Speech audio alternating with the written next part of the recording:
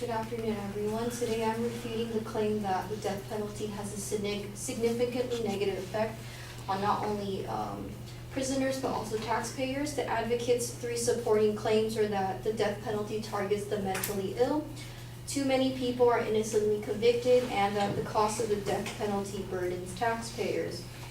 So going into the first supporting claim, how that the death penalty targets the mentally ill, the advocate starts out with a quote from the Death and Penalty Information Center that 43% of prisoners had been diagnosed with a mental illness at some point in their lives.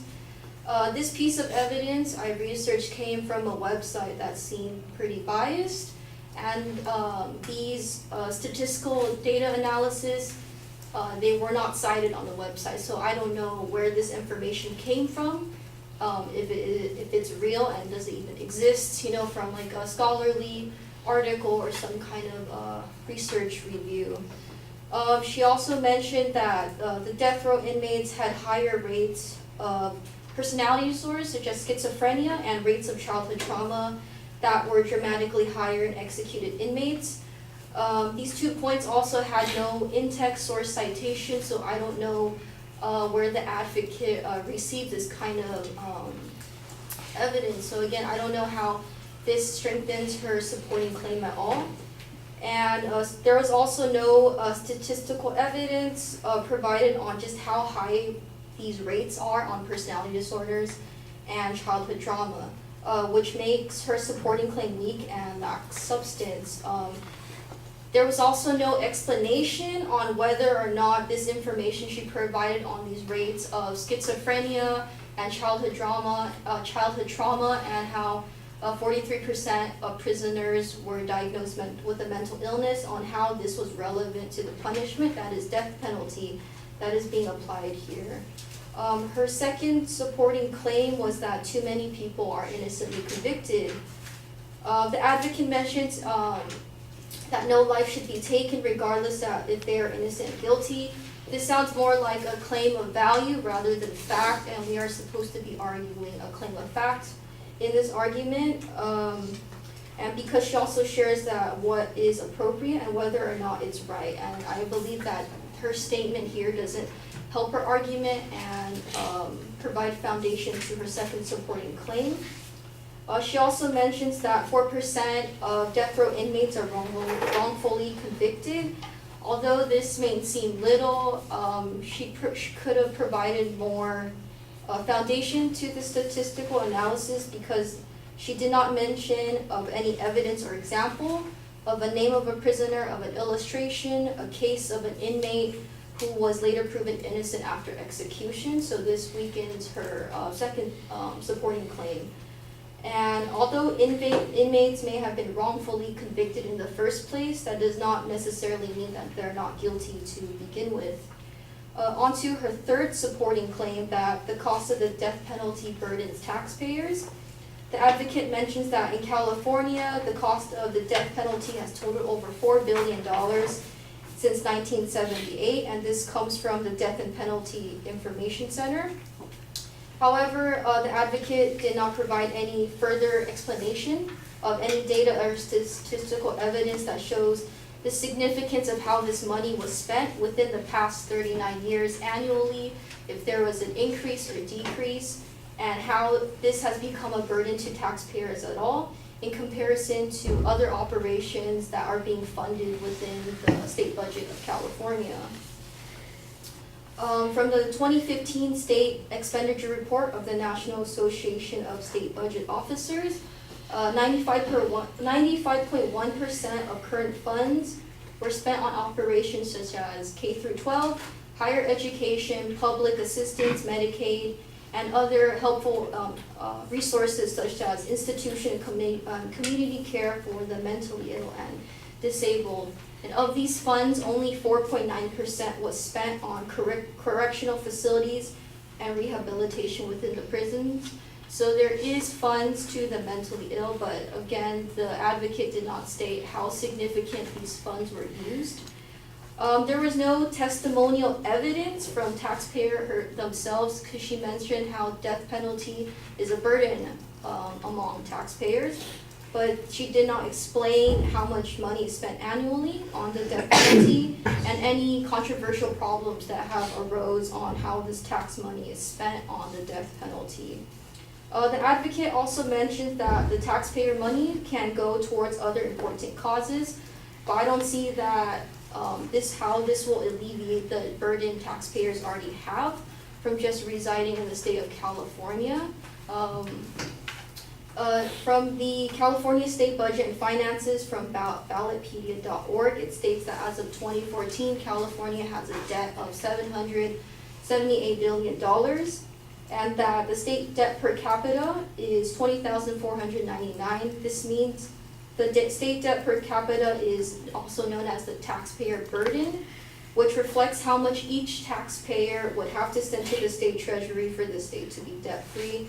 So even if the death penalty were to be removed or the funds were to be decreased, I don't see from the evidence that the advocate has provided how much significantly less it will alleviate the burden taxpayers already have.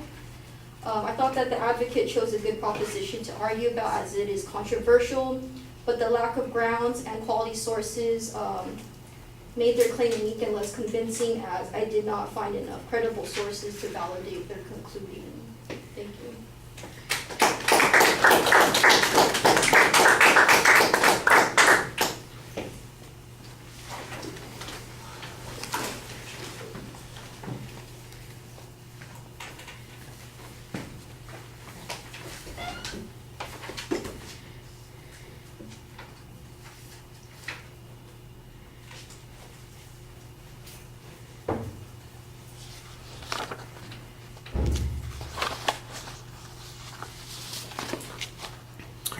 All right, claims are nicely labeled. You had a clear outline of what the supporting points are going to be. On the issue of the mentally ill, you suggest that there's bias on the site, but you don't tell us why the site would be biased.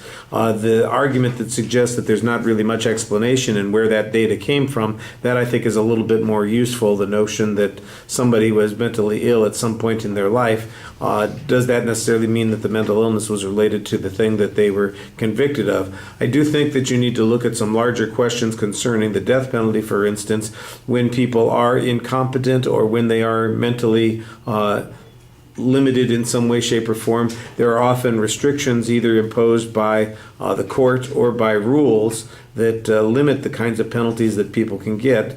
And it doesn't seem like there's any explanation or justification of this. Also, that could be argued as a mitigating factor by the defense attorney, and it seems like that's their failure to do so is part of the process. So I think that you are leaving a couple of potentially good arguments on the table there.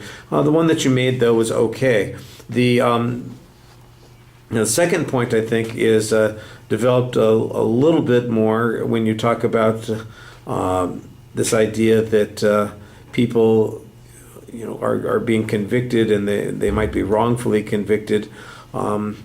You kind of challenge a little bit that suggests that there's not any foundation for those conclusions in the advocate's evidence. I think that's a very good press. The absence of examples that would be something that we could document or look at would be fine. I think it wouldn't hurt you to have looked at maybe some other places where such claims have been made and show, for instance, that those claims are largely last-ditch efforts of attorneys to demonstrate or get their clients off.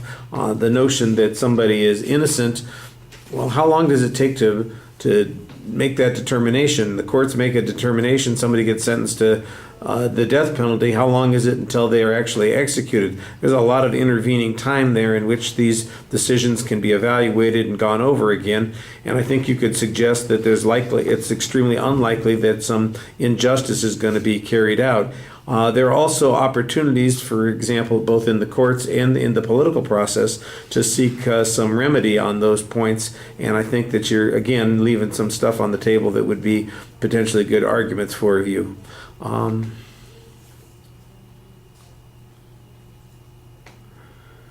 There were a couple of spots in the arguments where it seemed like you were suggesting that you were making more of a critique than on refutation. At the end, I noticed that there was another spot, I can't quite remember where it was, in this argument. It seemed like there were a couple of issues that you brought up that didn't really fit. The issue of cost in California, I think that you kind of go over that. First of all, I think you've got a very good piece of analytical argument here that suggests the costs are always going to be borrowing, assuming that the advocate's right that the money just got spent on something else, well, the taxpayers would still be burdened with that particular cost.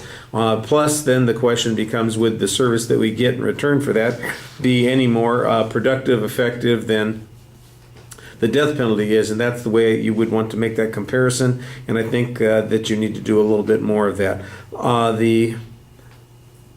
I like the way you kind of diminish it by putting in that whole argument about the debt burden at the end. I thought that was pretty effective also. And then you slip again into that general critique position rather than a refutation position. It's not really about what they could have done better. It's about what they failed to do in the argument and why we shouldn't accept their conclusions. All right, thank you.